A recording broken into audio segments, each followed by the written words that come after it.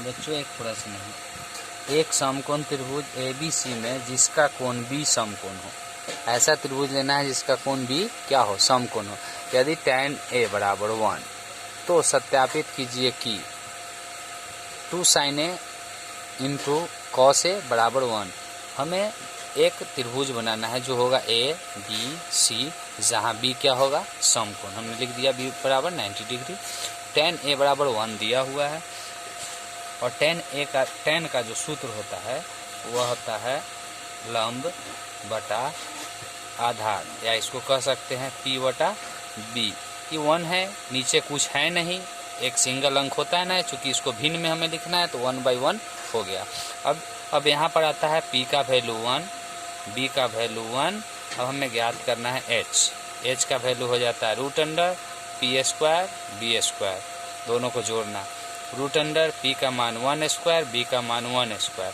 जब ये दोनों को जोड़ेंगे गुना करके 1 इंटू 1 यानी 1 से 1 गुना करने पर 1, फिर 1 से 1 गुना करने पर 1 और 1 होता है 2, और 2 का कोई वर्गमूल नहीं निकलता है, जहां हमें H का मान आ गया √2।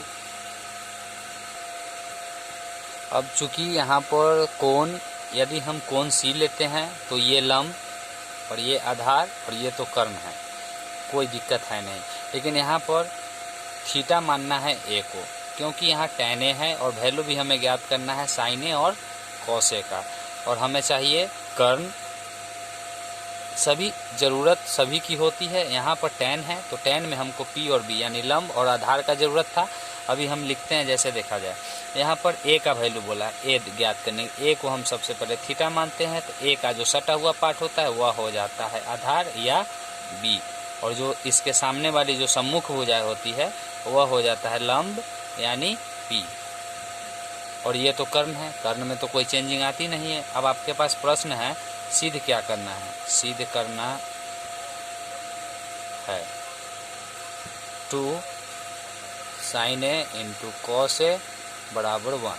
हमें LHS लेकर बनाना है 2 इंटू साइन A, साइन का सूत्र होता है P बटा H, cos का सूत्र होता है B बटा H बराबर 1। यहाँ पर रहेगा 2 के जगह 2 और P का वैल्यू 1, H का वैल्यू √2 इंटू B का वैल्यू 1 और H का वैल्यू √2 बराबर 1।